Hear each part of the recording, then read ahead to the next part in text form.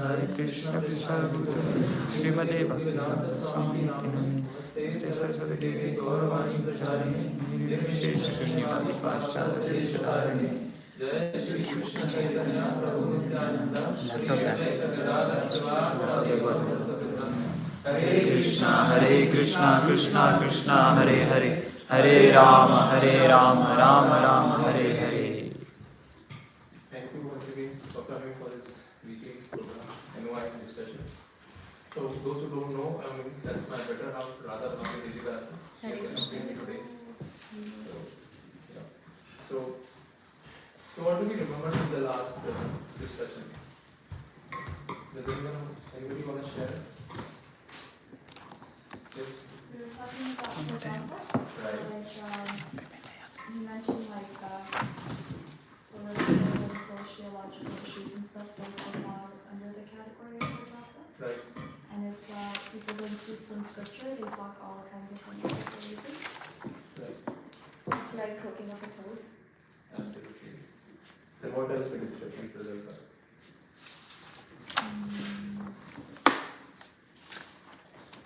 We should try to minimize Prajalpa and maximize talking about Krishna. In our day-to-day life, what are the examples of Prajalpa? Movies. Discussing about movies? Yeah. Yes. Anything else?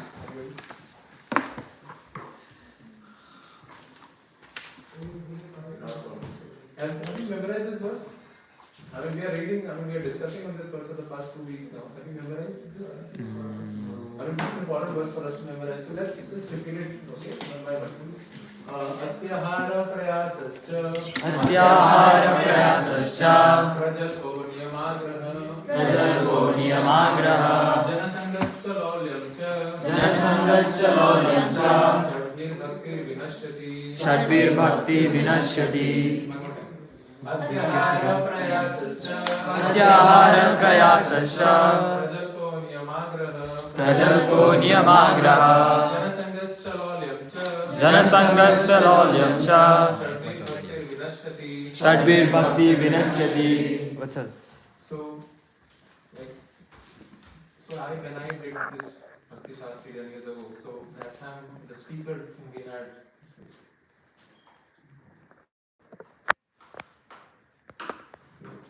Okay, so the speaker made us recite this verse 10 times minimum during the class. But we memorized it in the class itself before we go home. So that's why, it's important for us to memorize this verse because this is an important verse for memorization also in Bhakti Shastri. So yes, so I think we'll start with this para, which is Jana Sangas. Prabhu, do you want to start? Oh, sorry. How to connect to Wi-Fi? It was connected. It was connected. There is no activity for this. Oh, let me try again.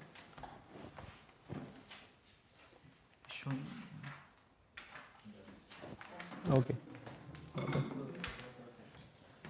Yes. Right. Yes. Jana Sangha refers to associating with persons not interested in Krishna consciousness. One should strictly avoid such association. Srila Narottam Das Thakur has therefore advised us to live only in the association of Krishna conscious devotees. Bhakta Sane Vasa. One should always engage in the service of the Lord in the association of the Lord's devotees.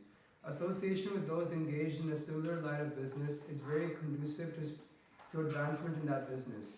Consequently, materialistic persons form various associations and clubs to enhance their endeavors.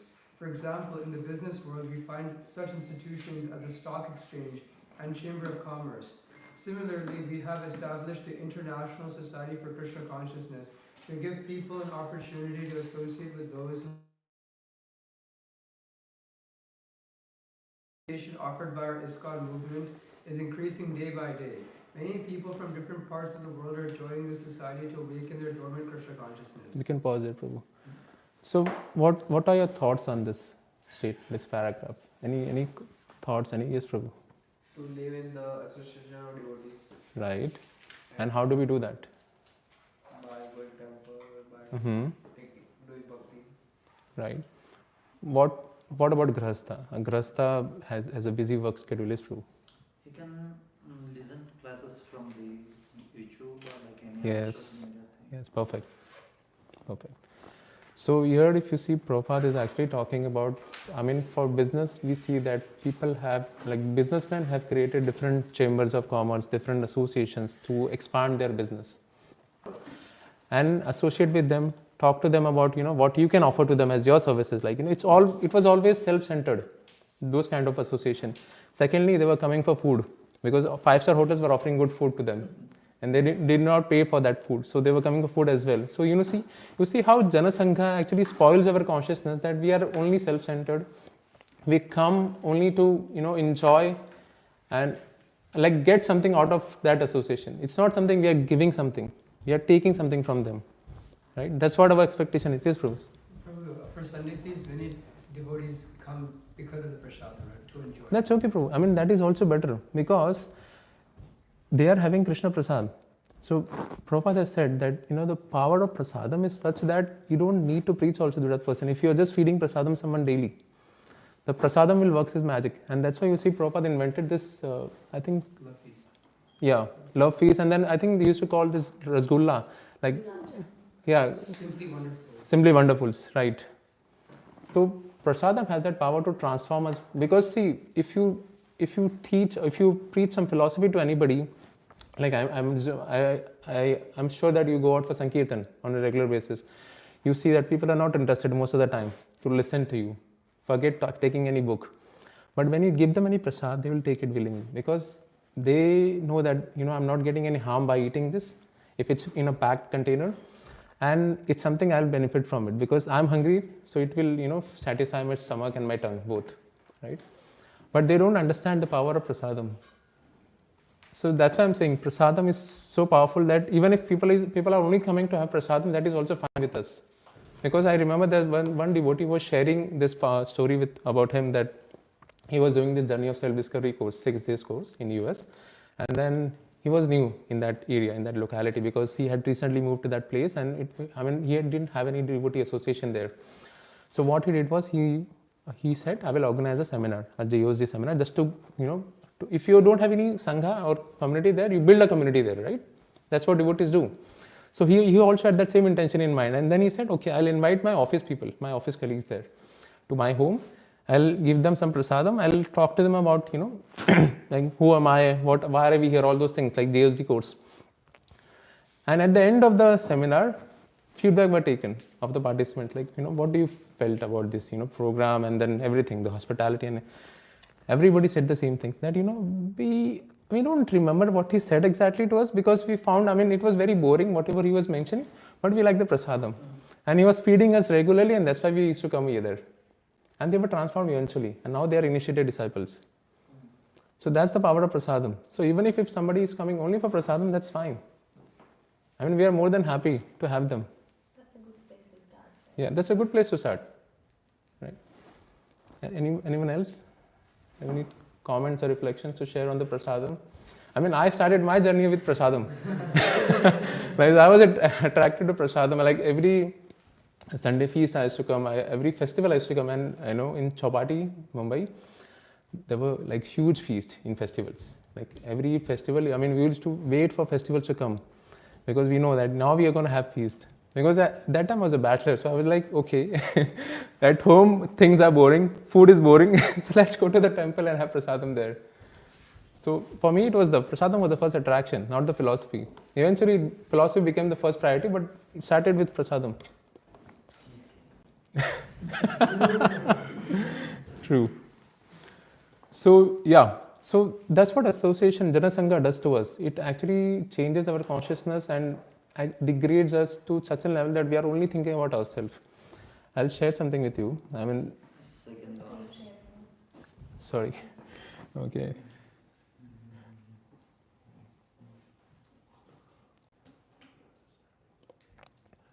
Is it connected now? Okay. Sorry. Yeah. Yeah, this one. So this is an example of Janasangha, where people are discussing, the problems that we are facing in this world. And if you see, Janasangha doesn't happen in, in the real world. It also happens in real world as well, right? We have social world, which is WhatsApp, Facebook. We have so many groups there. And you won't believe that people who are admins of such WhatsApp groups, they feel themselves to be very powerful people. They feel that, they control the groups. They have the authority. And this actually reminds me of this. Right? So somebody who is an admin of a WhatsApp group will actually think himself to be more powerful than anybody. Even if that person doesn't have any qualification to be at that powerful and at that stage, but still he will consider himself very powerful. That's what a WhatsApp group does to us. And you have seen, like, you must have had family groups, WhatsApp groups, and where there are so many prajalpas happening, especially people who are, at the fag end of their life. Those, they are the people who shares the forwards more than anybody. Because they have free time, they don't do anything much in their life. So they just keep forwarding whatever they get to see. And that's why you see, we consume a lot of information through this groups that we are part of. We don't realize this information is actually affecting our consciousness, right? But what we need to do is, we need to actually take association of devotees, like this. You will see Krishna is the center of their life. All the Brajvasis, the Gopas, the Gopis, the cows, the cowherd boys, the cowherd girls, they're all surrounding Krishna. Krishna is the center of their life. That's how devotees should be, right? Krishna is the center, and we are serving Krishna, we are worshipping Krishna, we are, like, whatever service is, the 9 processes of devotional service, whatever you are doing, Krishna is the center of our life. And if you see the Govardhan Parvat here, it's actually representing the ISKCON. So we are under that shelter, ISKCON, which is actually providing us that association by keeping Krishna as a center. And because we have this shelter, we are not affected by external calamities or external things that are happening in our life. You see that, there was a rainfall, there was a flood in Vrindavan that time. But people are not affected. You won't believe their houses were destroyed because of that flood. But they were not affected by it. Why? Because Krishna was the center of their life. And they were around Krishna throughout 7 days, 7 nights this pastime took place.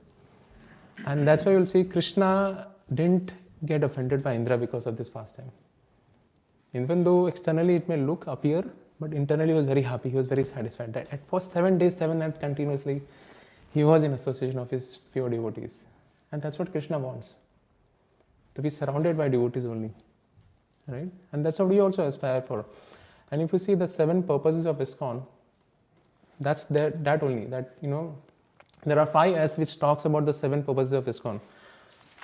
One of the S is Siksha, education, right? Our emphasis is on education. Second S is Sadhana, like morning japa, attending Mangal Aarti, reading Bhagavatam, or taking...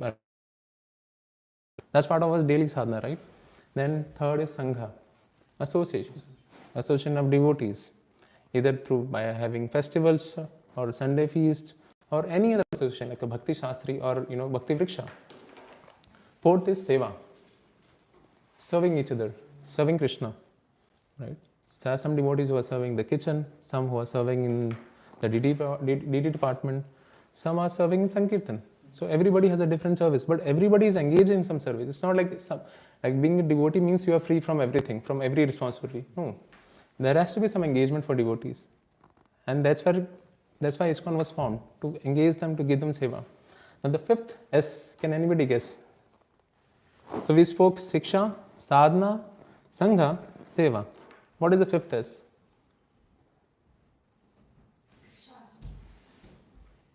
Prasad is peace. I'm saying there are 5 S of ISKCON, like why ISKCON was founded, like 7 purposes if you see of ISKCON, it talks about this 5 S only. Siksha, Sadhana, Sangha, Seva. What is the 5th one? Okay. Srila Prabhupada? Self-realization. Okay, but again, Is it Shastra? Shastra comes under Siksha. Sure. But something which you go on a regular basis. Sankirtan. Sankirtan. So, this four, Siksha, Sadhana, Sangha and Seva, nourishes us. They cultivate us. They help us grow in our spiritual life. But there is a next step that we need to take, which is Sankirtan. Share this with others. Right? Only nourishing us won't help, right? We need to make others also devotees like us. We need to show an example by our achar and do prachar. Right? So that's the fifth is Sankirtan. Any questions, thoughts so far?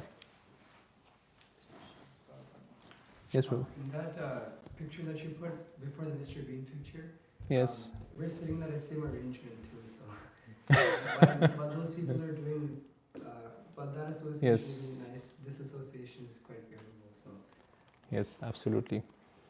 And that's why we Prabhupada created ISKCON, right? Because we can get association of each other through such kind of sessions. See, I'm also coming here just to get your association. And that's why I come here, because I like discussing such topics. So for me, it's also a learning, because when I share, I learn from you as well. So it's a mutual learning for both of us. Sorry, it's again not disconnected, so I'm trying to connect it. Where the coefficient is showing the round one? Yes, Prabhu.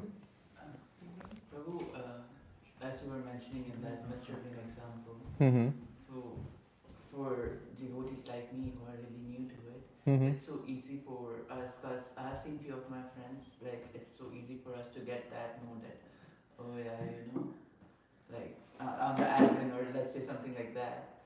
So when it comes to service, I'm so scared that, oh no, I don't want that type of mood, that, okay, sometimes, so how do we make sure that we don't have that mood even in the future? Like what kind of mood? Like, like you are doing it or something. It's because we have to see us as instruments of Right. Prabhupada. But what can we do to make sure that we don't see like we are doing it, oh, I'm doing this or I'm doing this? How can we make sure that we are just being an instrument? Right, so in that case, I will share my personal experience with you, Prabhu. So when I used to do service in the kitchen, I'll take an example because that's where I started most of my services. We used to do sabji cutting, chopping of vegetables. So there, I was not alone. There were so many devotees who were coming together and we were doing this service. So, at that time I was new. I was like, okay, I'm doing this. So, I'm doing a big thing. I'm helping cook this prasad. Like, my contribution is in the prasadam seva. Right? So, I was having that kind of feeling. But then I was seeing the devotees, other devotees who were there with me doing the service. So, they were like, they're having a different mood. They were so grateful for that service. And they were like, we are so grateful that we are even getting this opportunity to serve in this area. Serving Krishna in such a very insignificant way, which is very difficult to get. They were so grateful. So this gratefulness comes little later, Prabhu. It doesn't come naturally to us because naturally we are conditioned to be ungrateful. We are conditioned to be selfish in our life. We are conditioned to take credit for whatever we have done in our life.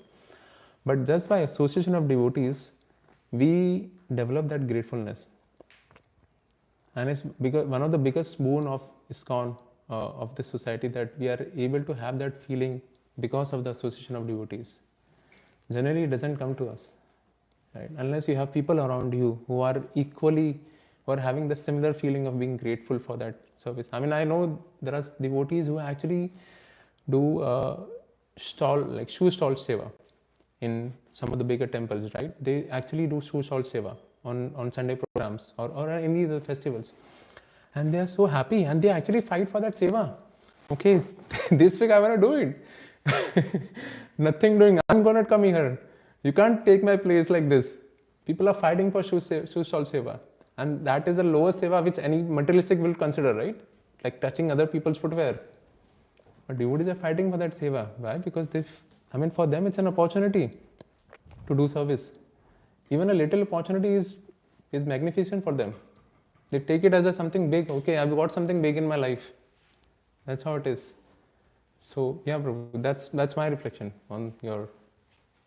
I think, bro, my question was kind of like, so basically, being grateful of the services, this is how we can view. But my question was more like, um, let's say I've seen a lot of devotees who are serving here. Mhm. A few of the examples are Radha Gopinath Prabhu always serving Right. in the kitchen, as you mentioned, and Punisham Prabhu. Now they do a lot when it comes to Sankirtan. They do a lot of stuff in the back end, Right. which we don't know, Right. and they don't even show up. Like they don't even need a credit for that thing Right. or something like that. So how about that thing? Okay. So there are devotees who actually does service in the background, and they prefer to do that because that's their nature. They are very introvert. They prefer to be in the background. They don't want, if you want, even if you give them service of doing, giving classes or coming for deity worship, they will politely, humbly refuse it because they feel that they don't deserve that kind of service. Something like, where we are in the front end. They prefer to remain in the background. That's what their understanding is. Some devotees, they want to serve from the front. Yes, Prabhu, sorry. So Prabhu, this was the more was like most of the acharyas, if you see the Rupa Goswami, Right. when he met Chaitanya Mahaprabhu and Vallabhacharya, he said, "Don't touch me. I am the most sinful person. You can't. I'm most contaminated person here. Please don't touch me. Don't see me." So Prabhu, the acharya like Rupa Goswami, he is also saying the same thing. So how can we get this? So, see, that's the mood of Acharyas, Prabhu. That they are always in that mood that I am the insignificant person in this entire creation. I don't deserve anything, any Krishna's mercy at all. Still, Krishna is giving him mercy. That is Krishna's great. Like that's how great Krishna is. But I am not that great. I am the lowest, and that's why you will see even the exalted devotees within ISKCON. They will always feel themselves insignificant. They will feel that I'm nothing. Yes. Just to add to Prabhu's point, something that helps me, Prabhu, to get in that consciousnesses, like I am not the lower consciousnesses. If I don't do the service is not going to stop. There are 10 other people waiting to do the service, right? The service is going to continue. Krishna is going to make sure the service gets done. So even if I don't do it, there is no stopping the services, right? So that also kind of helps in that consciousness that I'm not the lower, right? Right.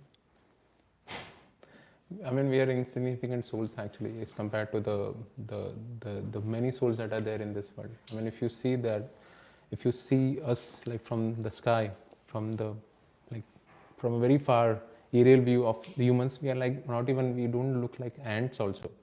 We are not even visible. So proud of their contribution in the company that I was working in the past, that they thought, okay, I'm irreplaceable, nobody can remove me, nobody can fire me from the company, but eventually they were let go and somebody came and took their place. It's not a big thing. Everybody is replaceable in this world, everybody. So when we think that we are important, we are in the biggest illusion. And that's why you'll see acharyas, they always teach by their personal examples. They always show that I know my position. I know Krishna is big, Krishna is great, because I mean, if you read 5th canto of Bhagavatam, you'll understand how big Krishna is. You'll understand how big his creation is, and that is only material creation, 5th canto. 5th canto doesn't mention anything about spiritual world. That's a different subject altogether. And material creation is only 1/3 of the entire creation of Krishna. And imagine Krishna reciprocating with us personally by sitting in our heart as Paramatma. So that's how big Krishna is. So did I? Okay. Any other thoughts? We can continue. Prabhu, you wanna read? Sure, yeah. Srila Bhaktisiddhanta Saraswati Thakur writes in his Anuvritti commentary that too much endeavor to acquire knowledge on the part of mental speculators or dry philosophers falls within the category of asyahara, collecting more than needed. According to Srimad Bhagavatam, the endeavor of philosophical speculators to write volumes of books on dry philosophy devoid of Krishna consciousness is entirely futile. The work of karmis who write volumes of books on economic development also falls within the category of atyahara. Similarly, those who have no desire for Krishna consciousness and who are simply interested in possessing more and more material things, either in the shape of scientific knowledge or monetary gain, are all included under the control of Atyahar. We can stop there. So, do you know why do we do Atyahar? What's the basic motive of doing Atyahar? Because, Say it for kids. okay, We do it to feel secure, to create a sense of security within us. right, like during COVID times, we saw people accumulating so many goods from the supermarkets, and then it was like there was no stock left for others, right? We saw that. Yes. To have more than others. Right. So we envy others, right? We want to have more than others. We want to feel more powerful than others. That's the controlling mentality, right? That we have, right? Amazing, yes, bro. Because they are not satisfied. Yes, we are not content. You know, all these principles actually come from the part that we don't follow our dharma properly, and that's why we do atyahar. If you see, dharma is based on the 4 principles. One is shaucha, which is cleanliness. One is satya, which is truth. One is tapasya, which is austerity. And the last is daya, which is compassion. So these 4 pillars is actually balancing the dharma in our life. And if you see, people who don't follow any of these pillars are actually doing atyahar. So from dharma, like dharma was followed mostly prominently by the Brahmana class in earlier times. So it was their duty to educate the kings who were running the administration, who were running the government, to educate them on how to run the government. And then kings used to impose taxes on the Vaishyas, which were the manufacturer of artha, like money. They were the money earner, right? So what happens is dharma should control artha. But right now what's happening is artha is controlling dharma. So money is influencing our dharma decisions. Because of money, we are taking the choices that we are taking right now. For money, what I mean is, it doesn't mean only money, it means resources, it means security to the family, right? All those things are influencing our dharma decisions. So even if we think that, I'm doing this for my family, so I'm right, but that's not according to dharma. One should have dharma as a foundation, and then artha should follow that. Is everybody getting it? Yeah. So, because if we don't follow dharma, we'll have anartha in our life. Anarthas can cause misery in our life, and that is not sustainable also. And we have seen that from the past. Like, for example, if somebody eats and overeats, right? What happens? You fall sick. Obese. Sorry? Obese. You get, yes, obesity. You visit doctor, and immediately what happens? You are very sleepy. You are very lazy. As soon as you have very, hearty prasad, you feel like sleeping, right? That's what happens with all of us. And that's what happens with me as well sometimes. So yeah. So when we follow the path of adharma, or we do anartha, and anartha can give rise to misery, and it is unsustainable. It cannot go on for long. For example, if you see, when the mobile devices were invented, it was invented with some purpose in mind, to facilitate communication between people who are sitting very far away from each other. It was created with a noble thought, noble gesture. But then what eventually happened? Mobile became an addiction for people. It spoiled people's consciousness. It destroyed the younger people of the society because of the addictions that they were having. And people, especially the content, right? So mobile was created to solve any material problem, which was communication. But what it became, it created a further bigger problem. And that's why you'll see Prabhupada always emphasize that material problems cannot be addressed by material solutions. Material problems, spiritual solutions. If you read Perfect Question, Perfect Answers, Prabhupada has specifically mentioned that. Material problems, spiritual solutions. And that's why Prabhupada always, he was very heavy on, United Nations, World Health Organizations, ILO, International Labour Organization, because of these reasons only. Because they were actually addressing, they were not doing bad things. They were trying to address a material problem, a genuine problem, but they were addressing it through material solutions, which was not sustainable. So that's why Prabhupada always he was very heavy on those organizations. He was like, why are you doing this? Instead, follow a Krishna conscious society, have a Krishna conscious country wherein everybody is, the center of the life of everybody is Krishna. So that they don't do atyahar, they don't do prayas, they don't do prajalpa, they don't do laulyam also. Because when you are focused on Krishna, you are only focused on serving others and serving Krishna. So that's how it is. When we follow dharma, it leads to apavarga, which is moksha. So dharma, artha, kama and moksha. These are the four phases of life, right? We start with dharma, and then we are, right now we are at like when we were kids, we were teenagers, we were at a dharma stage, we were studying scriptures. Like in the past days, in old age, that used to happen. People who focus on dharma, they're following rituals, yajna, tapas, right? All those things. As soon as you become a householder, follow on earning money, like focus on earning money, maintaining a family, but then dharma shouldn't leave your side. You should always earn artha by following dharmic principles. And then comes kama. You also enjoy the material life that you have, but in moderation.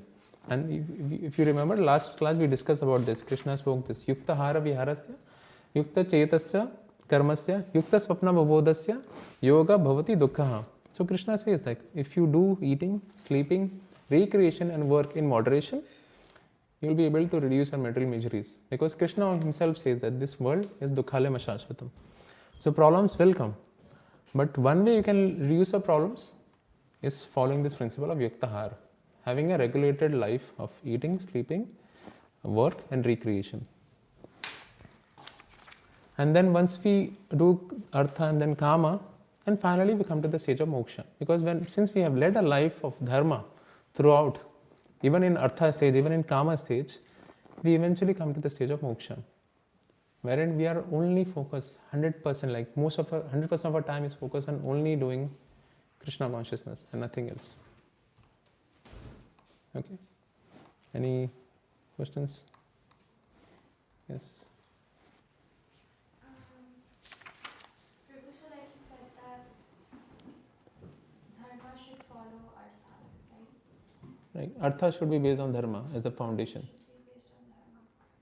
So when Vishishika Prabhu was here, he actually asked him a question on how should we know which career to follow and how Which career to follow? Yeah. Okay. He advised that when it comes to choosing a career, you have to sit down and plan and not go by your heart. So you need to plan according to how much time you're going to give, how much money you're going to earn. Based off of that, you need to choose a niche subject.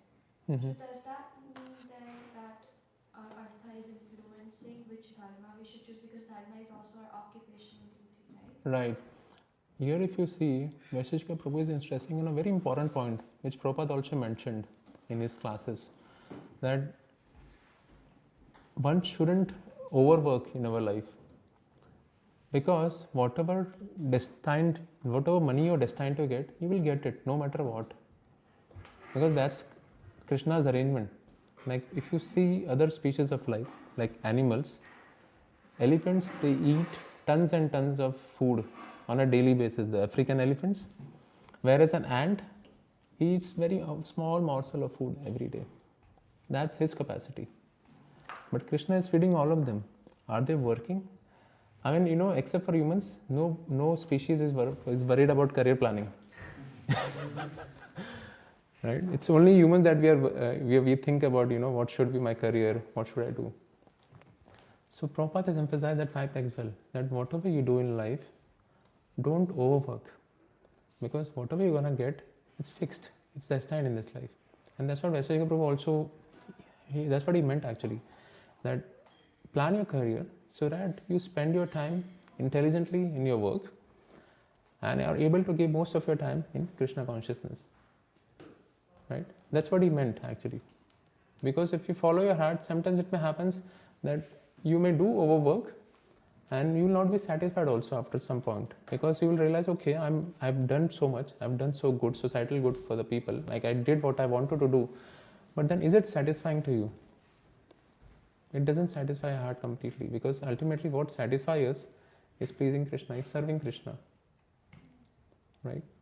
So that's what he meant actually. And if you see, there is this term which is used in Japan very frequently, karoshi. So karoshi is a term which means that people dying of overwork. That is karoshi. And Japan has most cases of karoshi, because people die of overwork. They work 16 to 18 hours a day, every day. Right? So that's how it is. And in 2016, that's the 2016 statistics, that around 750,000 people died of karoshi. That's a huge number of, again, 9 years ago's statistics. Now the numbers may be too high. How to spell that? K-A-R-O-S-H-I. It's a Japanese term. Japanese invented it because they are suffering because of it. Yeah. So did I... I'll take more on it. Yeah. Anyone else? So, yes, bro. I was going to say something. So in my school library, like sometimes I would just be astonished at the amount of books that people are able to produce. Like some books, like we have them in our library, haven't been touched since like the early 2000s, right? But the book still exists, so somebody can read it. Right. And Srila Prabhupada was saying here, like produce volumes of books on dry philosophy. Right. All those books are so dry, they're so like Right. hard to read, so dense. And I'd always wonder, like, why did someone go through so much effort to write this? Like, who's gonna read it? Because, that's the human nature. We want to, because we are not focused on Krishna, because we are not, we don't know the real value of life, we do things which are unnecessary, useless.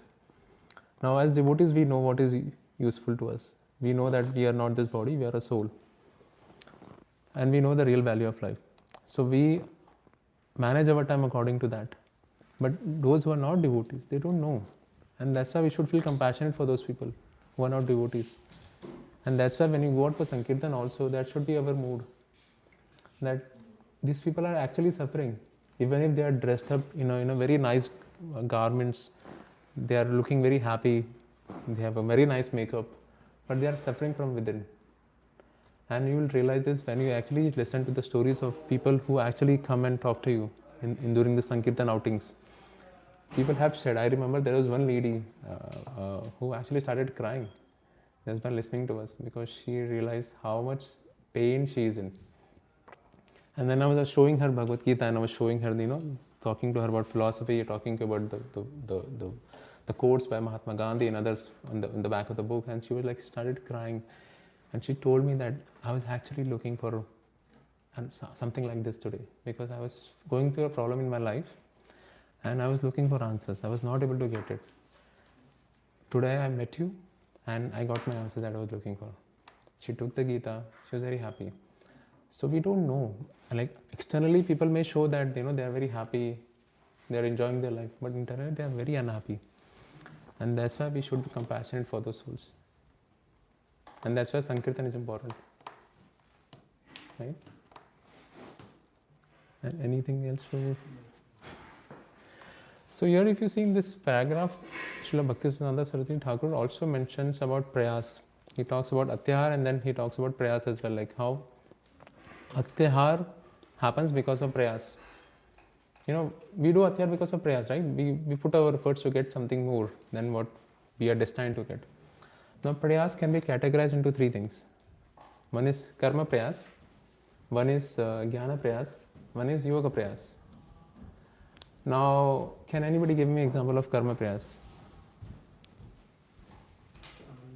I don't know the full story, but I think Abhishek Bachchan and Aishwarya Rai, like their marriage wasn't so nice, but then he did a bunch of pujas to fix the to make everything work out. Right, absolutely. Yeah, that's a perfect example. Yes. Yes. Anybody else? Karma prayas. Like doing your, doing your duty just for, like doing any tapasya or any yajna just for the sake of material benefits, not for pleasing Krishna. Yes. Studying. But is it really karma prayas? You're studying to get a decent job wherein you can start earning money so that at least financially you're not miserable, right? That's why you study. Because you can actually focus on your bhakti. Because if you don't study, what will happen is you'll be miserable throughout your life. You'll not be able to follow your bhakti also properly because materially you're miserable. Yes, Prabhu. No. Okay. Yes. He did a question. Yes. He did lots of tapasya, right? So many years of tapasya. Just to get what? Immortality. Boon of immortality. What happened? He was killed. So, I'm reminded of one more example, which is of Trishanku. And has anybody heard of him? Trishanku. So, Trishanku is a personality which is mentioned in Valmiki Ramayana, like Balkand, Valmiki Ramayana. So, Trishanku was a predecessor of Lord Ram. So, he was from the Suryavanshi dynasty. And Trishanku was a person who wanted to go to heaven with the material body. He said, I want to go to heaven with this body only that I have. And that was his determination. He went to Vasishtha Muni because Vasishtha Muni was the family priest. And Vasishtha Muni rejected. No, you can't go with this body. You need to die. You need to have some sukriti to go to Swarga. So he said, okay, no problem. If you can't give me that, let me go to anybody else. Then he went to Vishwamitra. So Vishwamitra and Vasishtha were like competitors to each other during that time. If you see, there's a backstory also for that. So he went to Vishwamitra. Now Vishwamitra was like, okay, I'll help you do that. And he did that also. He actually sent him to heaven also. Now Indra was pissed. Indra was like, why are you here? You are so sinful. You are cursed by your guru to be a Chandala. Like he was also cursed by Vasishtha Muni to be a Chandala. So you are cursed. How can a Chandala live in this Swarga? So Indra threw him down. He said, go back. and he was like, somebody who was mixed between Indra and Vishwamitra. Vishwamitra was again pushing him toward the Swarga and Indra was pushing him back to the Bhuloka. So there was continuous fight between them to bring Trishanku. And then eventually Trishanku realized, this is waste. This is not helping me. So that's what karma prayas is. There is another example of karma prayas which I think of is of Chitraketu Maharaj. Now Chitraketu Maharaj was so much in despair because of not having a son. He approached Angira Muni and he said, please help me. And Angira Muni was a great devotee. And they were like, he was a good friend with Narad Muni. But still, he didn't acquire about absolute truth from Angira. He asked for material boon. And Angira Muni gave him that. But eventually what happened? We know the story. His son died and then Narad Muni had to come and give him some lessons. So that's karma prayas. Now there is another verse on karma prayas I wanted to show you. Yes. Repeat after me, please. Oh, sorry.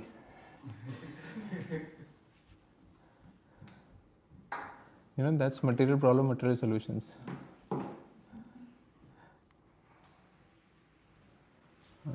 Okay. तत्प्रयासो न कर्तव्यो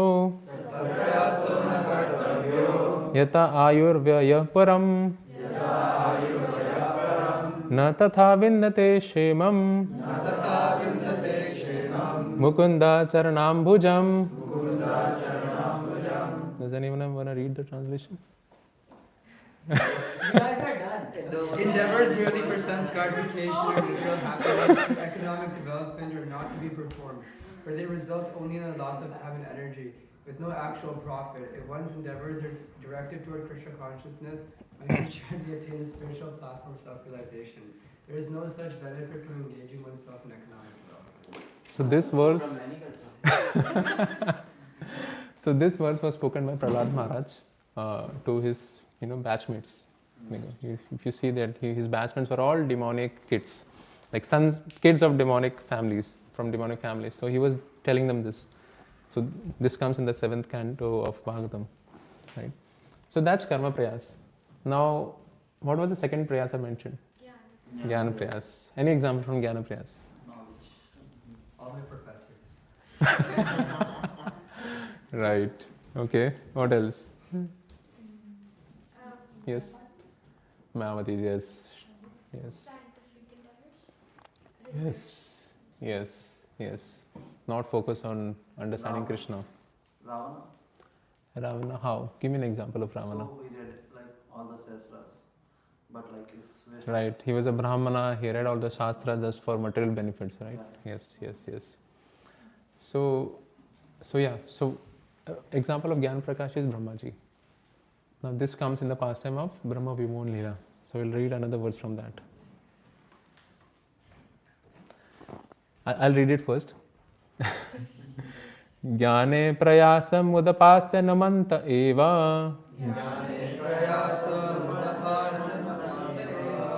जीवन्ति सन्मुखारितां भवदीय वार्ताम् स्थाने स्थिरा श्रुतिकतां तनुवान् मनोभिर् ये प्रयासो जितजितुप्यसितैस्त्रिलोक्याम् Please, Prabhu. Those who, even while remaining situated in their established social positions, throw away the process of speculative knowledge and let their body, words, and mind offer all respect to descriptions of your personality and activities, dedicating their lives to these narrations, which are vibrated by you personally and by your pure devotees, certainly conquer your lordship.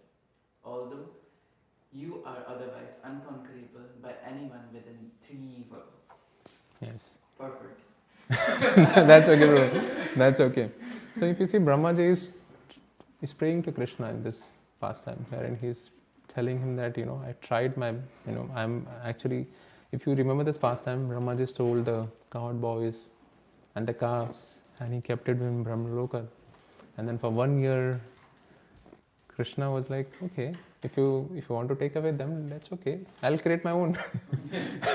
So he expanded into Vishnu forms, and then he, had his own Kala time during that 1 year pastime. And then the Gopas and the Gopis in Vrindavan, they're very happy having, because they were having association of Krishna on a daily basis. So when Brahma saw this after 1 year period, because for Brahma it was a moment time, but in Vrindavan it was 1 year already spent. So Brahma was like, okay, what's happening here? Even though I've taken them, but they're still here. That's when Brahma spoke this prayer to Krishna. That, I tried to understand you from my mental speculation, but still it's difficult to understand you. It's only by pure bhakti that one can understand Krishna. Right? And what is the third prayer that I mentioned? Also, Brahma himself prayed to Lord Vishnu when he came with the cow or the Mother Earth, and he himself forgot that Krishna gave birth. So it's Right. Right. If you see Brahma ji and then Indra ji, they have like multiple times they have actually offended Krishna. Not offended, but they have done such acts of offense to Krishna. But Krishna has not punished them for that and not reduced their position, because Krishna understands that they are also an instrument in my service. They are also an instrument in my teaching a lesson to the people in general. That how a devotee like Brahma or Indra can also be under the influence of material energy. And that's why you will see in the earlier part of this verse, we spoke about Bhahiranga Shakti, which is the material energy, which is so powerful, which is controlling us by these 3 modes of material nature, Sattva, Rajas and Tamas. And it is difficult to come out of it. So, yeah, thank you for sharing that, Mataji. Anyone else has any reflection on this pastime? Or any other pastime from Jnana Prayas? Okay, no problem. So what is the third one that I mentioned? Third Prayas, yes. Yes, Yoga Siddhi. Any example from Yoga Prayas? Can you explain it again? Yoga Prayas. So Yoga Prayas is the endeavors towards material perfection. Like endeavors towards becoming great or becoming expert in something, which is not actually Krishna consciousness, but something else. To acquire siddhis, basically. To acquire siddhis, yeah. And doesn't have to be like siddhis which are magical. Any siddhi. Yes, bro. Like example of Jarasan, because he tried like 17 times to conquer Mathura by defeating Krishna, Right. but every time he got failed, but still he was trying. Yes, yes, right. Anyone else? Any other example? Hiranyakashipu. Yes, yes. Anyone else? Like athletes? Yeah. You know, even as devotees, we do yoga prayas in some way or the other. We try, like some, there are some devotees whom you must have seen that they focused on so much of learning musical instruments. They want to like take it to a perfectional level. Like, I want to be a singer and I want to be the best kirtaniya in ISKCON. I see other kirtaniyas performing. I want to be the best. So the focus is not Krishna at that time. Focus becomes our own expertise, our developing our own, glory. Like, because we have seen that kirtaniyas get glorified in ISKCON, right? And that's why we compare our kirtan with their kirtan, and we want, okay, I want to be like him. So that's yoga prayers. That's an example of yoga prayers actually. Somebody trying to, like, losing our focus on Krishna, from Krishna, and focusing on something else, which is not actually Krishna consciousness. Right? I know, there's a pastime which I think of my Guru Maharaj. He learned only few melodies, few Hare Krishna melodies in ISKCON. Now, when somebody asks him, Maharaj, you are in ISKCON for so many years now, like almost 40, 50 years you are in ISKCON. Why only you play few melodies? Only this few, very few, like one or two melodies he plays every time. And then he tells that, I was taught these melodies by one very exalted Vaishnava when I was young.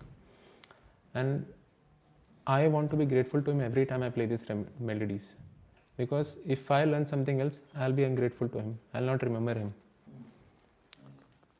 And that is why I just want to limit myself, because for him playing musical instrument is not important. If he knows the basic, if he knows how to, have a sur and a tal, he's okay, he's happy. He's not aiming to become a kirtaniya in ISKCON, right? So that's what our endeavor also should be like that we shouldn't focus on doing yoga prayers within ISKCON also. Right? One example of yoga prayas is Vishwamitra Muni. Like, his prayas was to become a Brahma Rishi because he was envious of Vasishtha Muni. And that's why his efforts were all towards becoming Brahma Rishi in that sense. Any questions so far? Sorry. Any questions so far? Yes, Prabhu. Yes, Prabhu, you mentioned that yoga prayas. Yes. In ISKCON also we should not aim for becoming the best of anything. So what should be our consciousness? Like, many of us, we are learning instruments right now. No, see, I'm not saying you shouldn't be best in what you're doing in your seva. Be best, but don't lose your focus. Learning musical instrument, the focus should only to please Krishna. And by learning few melodies also you can please Krishna. Like, I know there are devotees who just play few melodies and they play it in seclusion. It's not like they're playing for others, like everybody should listen to me. Okay, I'm playing, everybody should be listening to me. No, they're doing it in seclusion. Because that's their personal time with Krishna. And as devotees, we should have a personal time with Krishna. Have some time in a day that we are spending only with Krishna. Either through our chanting, kirtan or reading or anything. Because the more we spend personal time with Krishna, the more we are inculcating that habit of, of being Krishna consciousness, of being Krishna conscious. Otherwise, we will be only self-conscious, even within this society. Yes, Prabhu? Prabhu, you had some questions. Okay. Anybody else? Should we stop here? It's 11. So we discussed this para to next para, which was. It's actually part of this corporate also. Which para? Karmi's labor to convert more and more. Right. But we can cover this in next class. Oh, sure. Yeah.